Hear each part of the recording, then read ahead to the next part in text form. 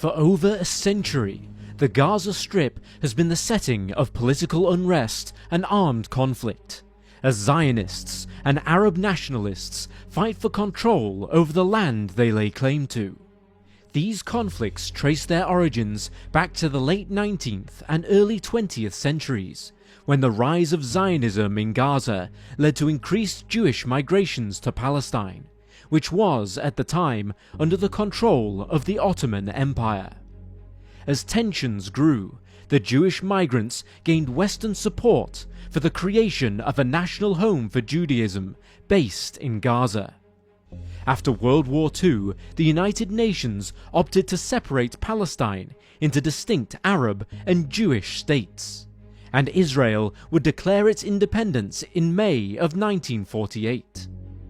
The surrounding Arab armies, who had laid claim to this land prior to the establishment of Israel, would subsequently attack.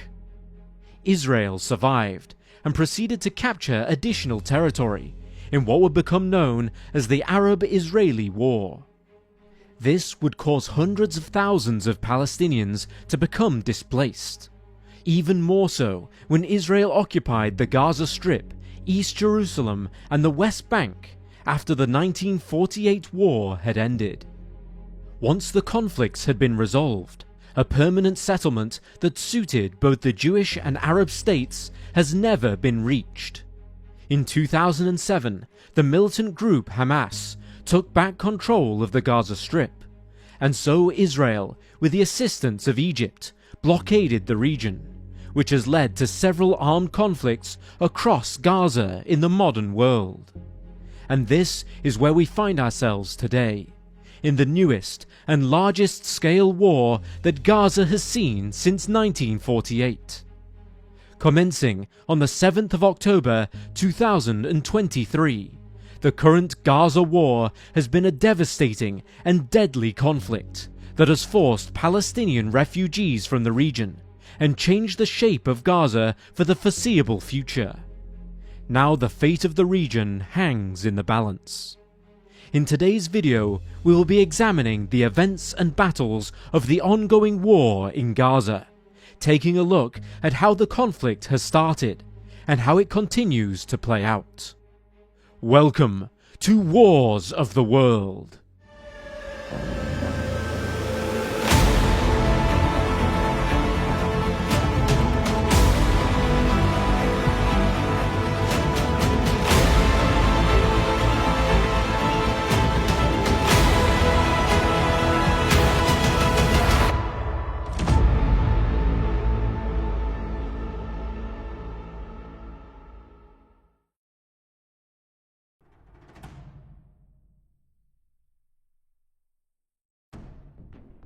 The Gaza Strip has been overseen by the Islamist militant group Hamas since their arrival in 2007, and the blockade imposed by Egypt and Israel as a result has been devastating for the Palestinian economy.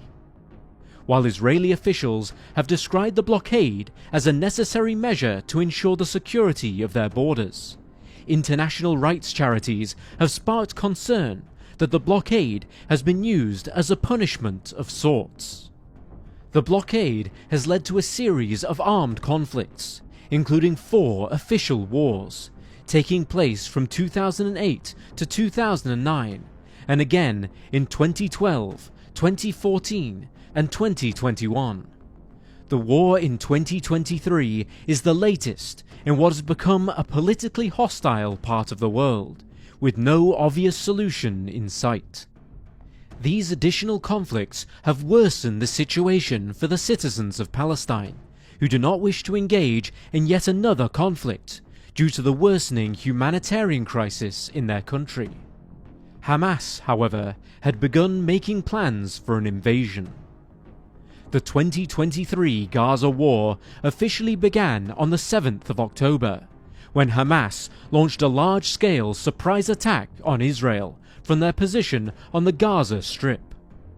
In what became known as Operation Al-Aqsa Flood, Hamas launched a massive barrage of between 3,000 and 5,000 rockets aimed towards south and central Israel. The rockets struck Israeli soil over the course of 20 minutes, but only 5 people were killed. Meanwhile, Hamas militants began pouring into the country, crossing the border on all manner of vehicles, from paragliders to trucks to speedboats. These militants killed far more people than their rockets. Gradually, the men on the ground made their way into Israeli settlements, or kibbutzim, where they began torching buildings and taking hostages. Near Re'im, around 325 civilians were massacred or taken hostage by Hamas militants, who reportedly engaged in the torture of their captives. As Israel entered a state of emergency, their government, run by Benjamin Netanyahu, came under scrutiny for failing to intercept Hamas fighters as they began to invade. The military had not raised the alert level necessary when Hamas movements towards their borders had first been detected in the days prior to the attack, and political leaders had not been made aware that a potential war was imminent. Had the alarm been raised, they may have avoided the large-scale slaughter of their civilians and the escalation to war. Hamas officials would later state that the attack was a meticulously planned attempt to revive the spirit of resistance to Israel amongst the Palestinian people, with a view to establish a permanent state of war.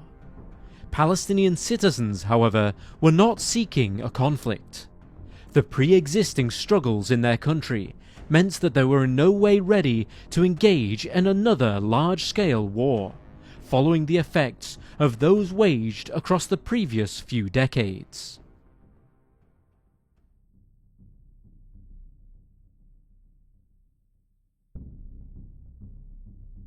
The Israel Defense Forces spearheaded the counterattack on Hamas just a few hours after the militants had invaded.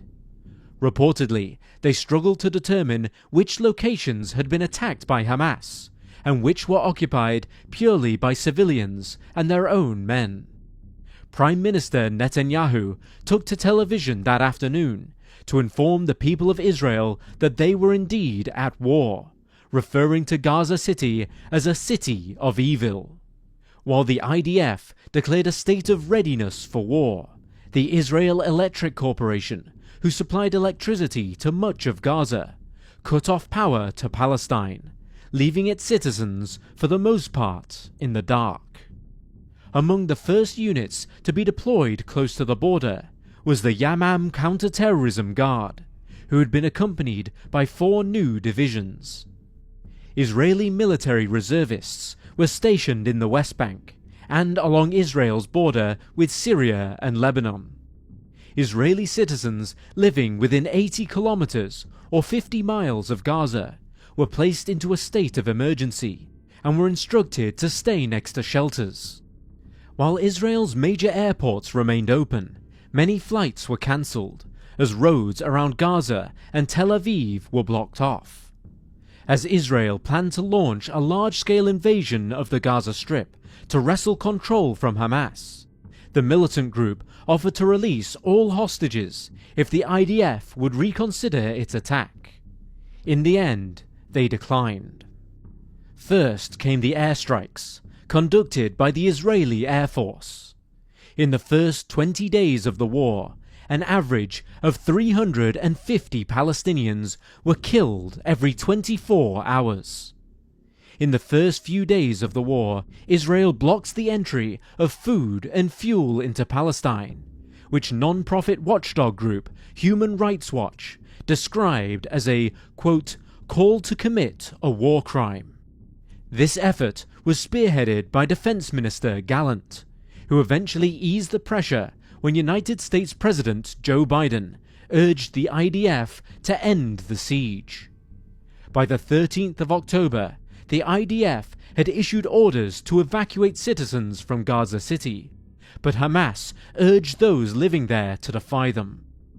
Refugees began to flee to the south, but 70 were killed when an explosion was detonated along one of the supposed safe routes. Over the course of October, Israeli bombings in Gaza continued to go on. They targeted Gaza City itself, inside which many civilians were continuing to reside. Notably, hundreds of Palestinians were killed when a bomb exploded upon the Al-Ali Arabi Baptist Hospital. The IDF denied involvement in this bombing, claiming that the explosion was the result of a failed rocket launched by jihadists in Palestine. However, they too denied any involvement.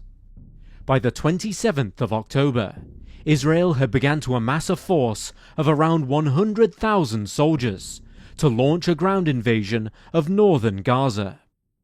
While these forces prepared to attack, additional airstrikes in the vicinity of Palestinian hospitals continued to kill thousands. Over 100 Palestinian civilians would be killed at the end of October as well, when Israeli forces bombed a large apartment building in central Gaza. The following day, the first Palestinian refugees left Gaza, bound for Egypt. They consisted of 500 individuals, many of which were seriously injured. The first ceasefire would arrive in late November, brokered with support from Qatar, and several hostages were released from either side. By the 24th of November, active fighting had been paused, but both Hamas and Israel accused either side of breaking the truce. By the 1st of December, the ceasefire had come to a close, and soon the sounds of bombings and gunfire could be heard echoing throughout Gaza City once more.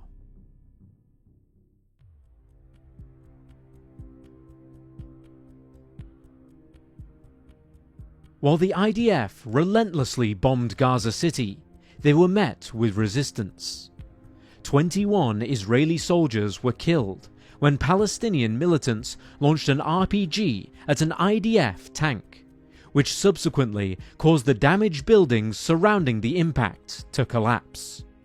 This was the deadliest day for Israel during the war so far.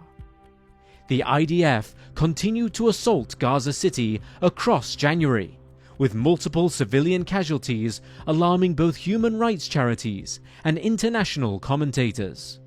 By February of 2024, however, Israel turned their attention to another location, Rafah. Rafah, located in the southern Gaza Strip, lies roughly 30 kilometers or 19 miles southwest of Gaza City. Most of the Palestinians who had been displaced from their homes had fled here from the north. By the time Israel had looked to take Rafah, around 1.4 million Palestinian refugees were found to be located here, around 70% of Gaza's overall population. The Rafah Offensive's early phases began with both a bombing campaign and a hostage rescue operation, as IDF forces attempted to retrieve prisoners that had been captured by Hamas. As Israeli presence in the city's outskirts grew, the IDF began cutting off food supplies and aid intended for the refugees in Rafah, and they killed or wounded hundreds as they attempted to swarm arriving trucks for resources. These attacks led to the killings of several international aid workers from the World Central Kitchen, who died in an Israeli airstrike on the 1st of April 2024. This caused multiple aid providers to withdraw from Gaza, placing the Palestinian people in an even more dire situation. While this was taking place, the IDF were gearing up for a large-scale offensive on Rafah. Prior to the attack, Israel had constructed a new road running from east to west Gaza, with the intention of mobilizing their troops, and to connect IDF positions.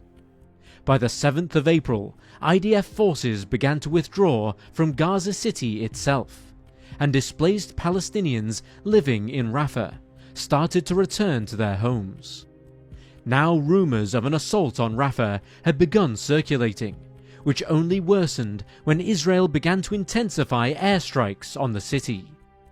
By the end of April, Israel were threatening to launch a full-scale offensive on Rafah, and began ordering civilians to evacuate to the agricultural area of Al-Mawasi.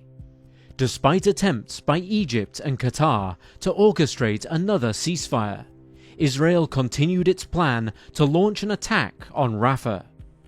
The IDF began to gather at the city's outskirts on the 31st of May 2024 and took control of the Rafah crossing the day after, blocking off any easy escape routes to Egypt. Palestinians began to flee Rafah in their hundreds of thousands as the IDF continued to attack schools and refugee camps on the city's outskirts. In one attack on the Nusayrat refugee camp on the 8th of June, 4 Israeli hostages were rescued and 274 Palestinians were killed. This was followed up by an invasion of the Al-Shuya'iyya neighborhood and attacks on 21 additional schools. The offensive on Rafah was succeeded by an Israeli attack on Khan Yunis, another city in the southern regions of the Gaza Strip, from which many Palestinians had also been previously displaced. The attack commenced on the 22nd of July 2024 and saw 73 Palestinians lose their lives on that day alone. Much of Khan Yunis would be destroyed in the invasion, notably the Grand Mosque, which had sustained massive damage. The IDF claimed to have killed over 250 Palestinian militants during the month-long offensive on Khan Yunis, and finally withdrew in late August.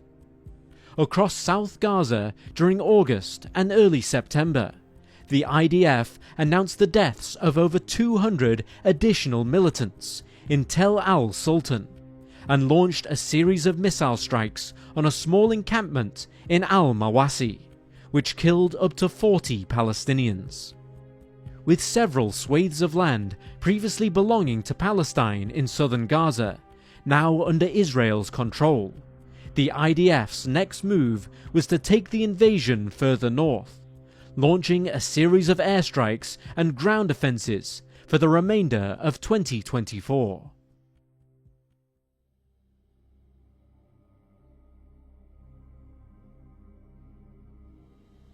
October had begun with further airstrikes, notably destroying the Shuhada al-Aqsa Mosque in the city of Deir el-Balah. Later that same month, a strike on the Rufaida school, which had been converted into a shelter in the same city, killed 28 Palestinians and wounded a further 54. On the 16th of October, IDF forces on the ground intercepted and killed Yahya Sinwar, a prominent Hamas leader, in a deadly shootout at the refugee camp of Tal al-Sultan. At the same time they killed Sinwar, they did not know it was him. He was later identified by dental records. Upon the news of Sinwar's death, Joe Biden stepped in once more to urge Israel to bring the war to a close. The fighting, however, continued. As the IDF launched campaigns in central and northern Gaza, they targeted Jabalia, around 4 kilometers or 2.5 miles north of Gaza City. Israeli forces would remain here for most of October, where consistent airstrikes would kill hundreds. By the end of the year, skirmishes in Jabalia would see 10 Hamas operatives and 3 IDF soldiers lose their lives, as both were targeted in meticulous campaigns. In mid-October, tanks were sent in to encircle Jabalia, and as the IDF pressed deeper into Palestinian territory, aid shipments reached an all-time low.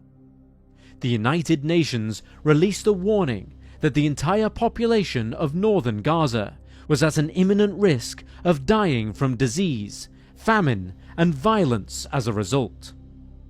While the shellings at Jabalia continued, the IDF continued to issue evacuation orders to those living within the city, and the casualties continued to surmount. Amongst them were additional aid workers.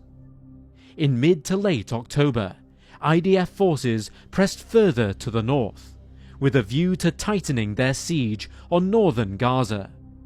Aid trucks travelling to the north were intercepted, civilian buildings were shelled, and citizens were abducted. Primarily targeted in these abductions were men and boys.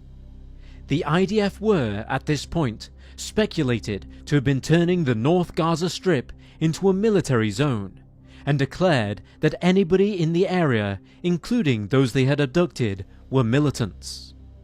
In early November, Brigadier General Itzik Cohen of the IDF announced to journalists that no civilians were left in the northern Gaza Strip, or at least according to their definition, and that there was no intention to allow its residents to return.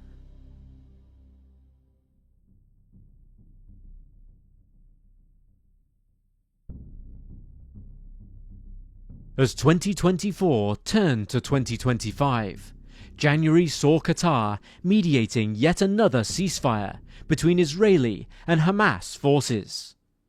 Hamas had agreed to release several hostages in exchange for the safe return of their own fighters who had been held in Israeli prisons. Amongst those returned to Israel was Liri Albag, an IDF soldier who had been kidnapped by Hamas militants in the settlement of Nahal Oz during the initial 2023 invasion.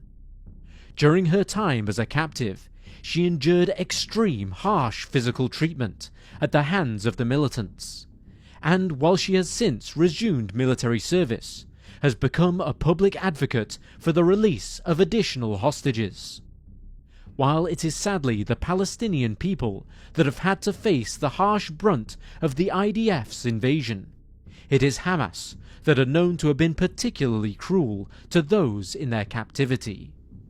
With the second ceasefire now in place, thousands of displaced Palestinians began to return to their homes in northern Gaza. Despite the agreement, though, Hamas accused the IDF of violating the ceasefire's terms, and withheld the release of several Israeli hostages until mid-February. Netanyahu and the newly elected United States President Donald Trump threatened to restart the war if Hamas did not comply. And so they did, releasing multiple hostages on the 13th of February. Hamas provided the IDF with a further 6 hostages on the 22nd of February, and requested the return of 600 captured Palestinians. But Netanyahu refused, noting that he would not permit the use of hostages for propaganda purposes. By the 25th of February, a deal was struck, and hundreds of Palestinians were returned to Gaza without any form of public spectacle or ceremony. The ceasefire was due to end by the 1st of March. Israel had requested an extension to exchange all remaining hostages, but Hamas refused. The war could have ended here, as talks were in place to potentially have the IDF withdraw from Gaza, but unfortunately this never took place. Israel also wished to extend the ceasefire to cover the Ramadan and Passover periods for both the Muslim and Jewish faiths respectively, with both dead and living hostages exchanged during that time. However, Hamas raised concerns that Israel would break the truce if it was not made permanent sooner. Israel could resume the war at any point, leading up to a permanent truce by their terms, and so the overall treaty was rejected. On the 18th of March, the fighting resumed once more. A surprise attack from Israel saw airstrikes rain down across Gaza, across which 400 Palestinians would lose their lives. These strikes also killed several high-ranking officials in Palestine's government, including Issam al-Da'alis, who was essentially working in a position akin to the Prime Minister of the country. Also killed in these airstrikes were Mahmoud Abu Wafda, the Under-Secretary of the Interior Ministry of the Gaza Strip, and Bajat Abu Sultan, the Chief of International Security. In addition to these deaths, several members of the political bureau also died in the strikes, as did Mohammed al-Batran, the commander of the Palestinian Popular Resistance Committee's artillery unit. As fighting began to recommence across much of Gaza, the IDF began targeting hospitals and UN offices, and also opened fire on humanitarian vehicles who were resuming the transport of aid to Palestinians in the north. Hamas, at this point, began to face mass resistance from thousands of Palestinians across Gaza, calling for them to end the war and renounce their rule over the Gaza Strip. These Palestinians had grown weary of the years of conflict that had ravaged their country, as well as their suppressed freedom of speech when it came to voicing opinions on the war. But nonetheless, the war sadly continued. In early April, Israeli planes bombed civilian buildings in Shuja'iyah, and Rafah became encircled by Israeli military vehicles once more. Across the month of April, the IDF tightened the hold it was gaining on Gaza before the ceasefire, and continued to strike at residential buildings, schools, and hospitals.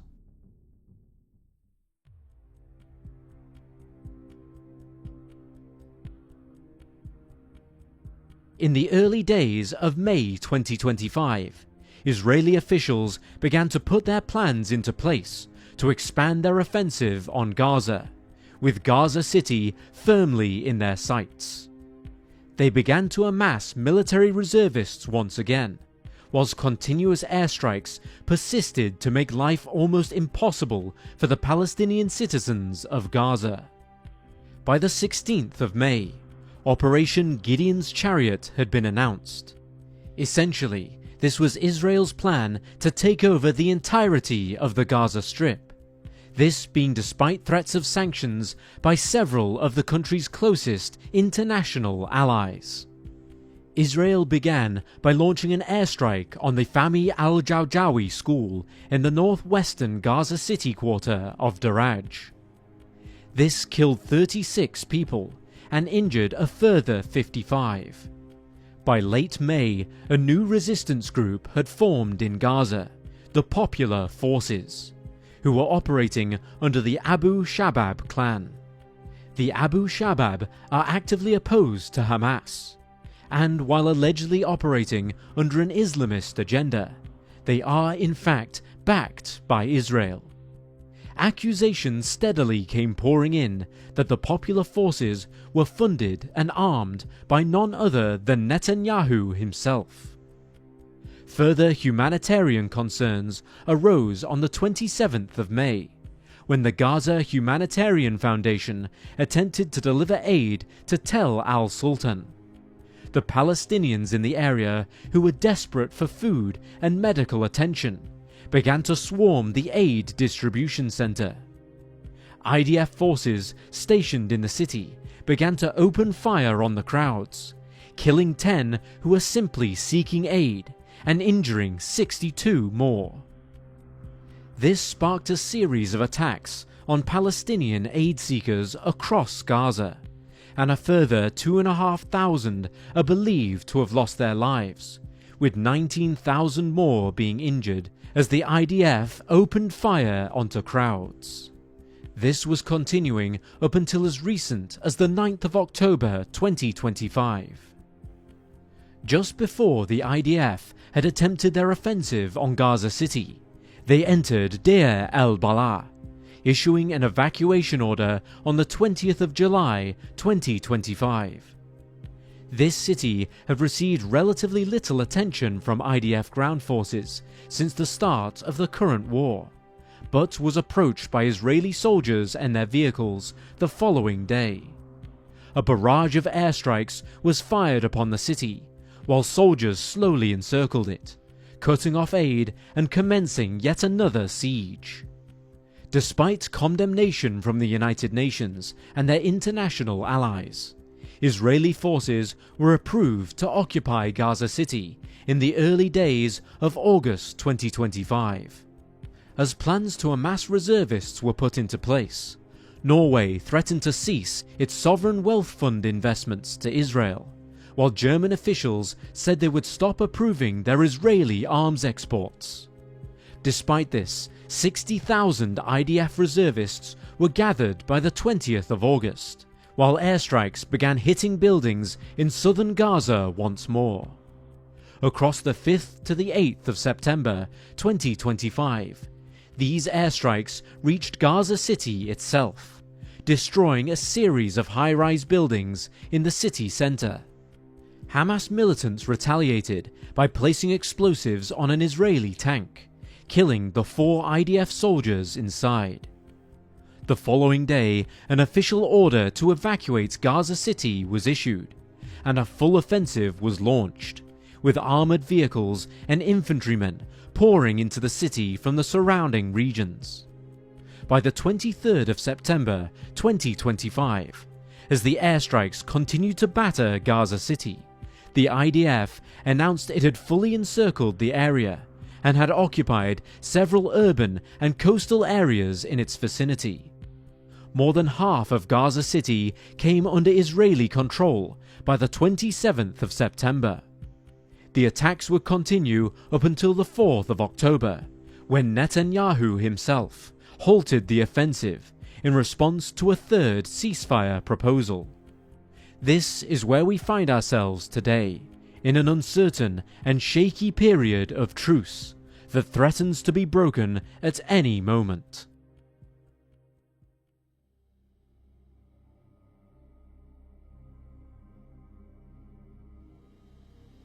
The third and most recent ceasefire came off the back of Donald Trump's proposal of a 20-point peace plan. The United States government has proposed that all hostages in Gaza be released, and that the war should be brought to an official close. The plan also states that Israel should withdraw from the Gaza Strip, and Hamas should be disarmed. Additionally, a temporary transitional government has been proposed to see Gaza through to a potential age of peace. The deal has been accepted by Israel, and the surrounding Arab states have urged Hamas to do the same. The militants subsequently agreed to release all hostages and to end the war, and that they would rescind their administration in the Gaza Strip. But they weren't ready to bring the negotiations to a close. Israel had switched from an offensive stance to a defensive one by early October, and after additional negotiations were carried out, an agreement to Phase 1 of Trump's peace plan was reached with Hamas. As Israel began to withdraw to a pre-agreed deployment line in Gaza, Hamas was instructed to release its 48 remaining Israeli hostages within a 72-hour period. 20 of these hostages were still alive at the time the exchange was carried out, all of whom returned safely to Israel. The IDF, on the other hand, returned over 1,700 Palestinians to Gaza who had been held without charge, as well as 250 more who had been charged with crimes in Israel. By all accounts, aid has begun returning to those in need across northern Gaza, and the region appears to have been recently repopulated by those who were displaced in the IDF's most recent invasions. Peace in Gaza has historically been difficult to achieve, and fighting has, to an extent, continued in the region. On the 19th of October, 2 Israeli soldiers were killed in Rafah. While Hamas denied any involvement, Israel believed the militants were to blame. Concerns arose that Hamas were willing to violate the potential peace agreement, and Israel resumed its bombing of Gaza in retaliation to the killings. At least 29 Palestinians are thought to have been killed as a result. Later, on the 28th of October, another IDF official claimed that his forces were shot at, again in Rafah. An Israeli soldier had been killed in the ensuing shootout, and Hamas, again, denied being responsible. Netanyahu responded with additional strikes, and the subsequent Israeli attacks killed at least 104 people across Gaza. Since the Third Ceasefire has been put into place, Israel are believed to have leveled over 1,500 buildings across the Gaza Strip.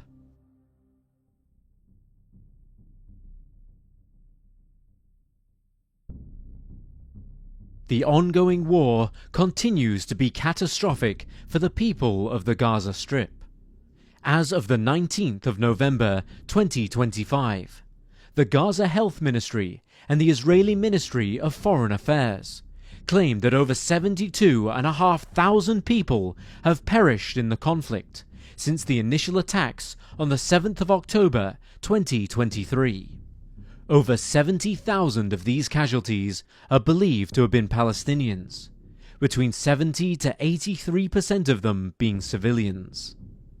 248 journalists have been killed as the conflict has been carried out, as well as 120 academics and over 220 humanitarian workers. The war has proven to be a colossal humanitarian crisis on the Gaza Strip, with famine-like conditions having arisen in certain areas since late 2024. The blockade that has been in place since before the start of the war has continued to present problems for Palestinian citizens throughout the conflict, and the country continues to experience shortages in everything from food and water to fuel and medication.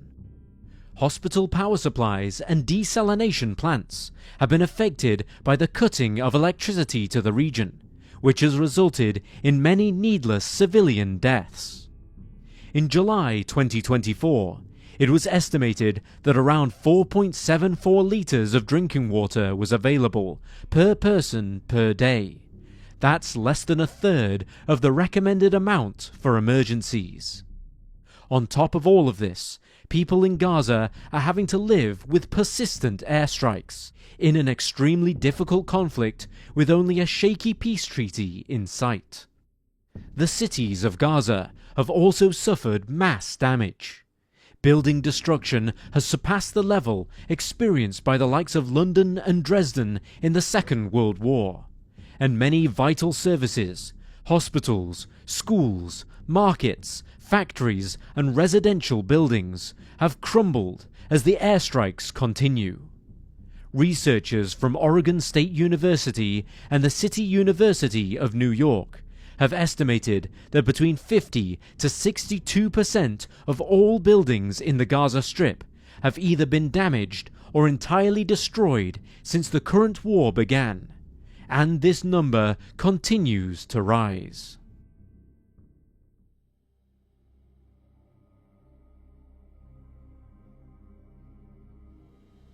We stand on unstable ground when it comes to the current war in Gaza. Negotiations in Israel, Palestine and beyond have begun on the implementation of the next phases of Trump's peace plan, but violations from both the IDF and from Hamas threaten its validity. In this uncertain time of a supposed ceasefire, we continue to see both the exchange and the loss of human life, as hostages are returned and the attacks continue. While the dangers and atrocities committed by Hamas cannot be understated, the IDF has represented a terrifying threat to the innocent people of Gaza, from which many will never recover. As 2025 turns to 2026, all we can hope is that the peace plan works, and that the remaining leaders of Hamas will see the sense in accepting this truce. Our thoughts go out to all those who have been affected by the war. May this conflict come to a peaceful and agreeable end as soon as possible. Thank you for watching today's video. If you found it informative, please leave a like or comment down below. All of our content, from the research and script writing to the editing and narration, is completely human-driven, without the use of AI. If you want to support our channel, please consider subscribing, or use the bell icon to get notifications on when the next Wars of the World video is released. Thank you for watching.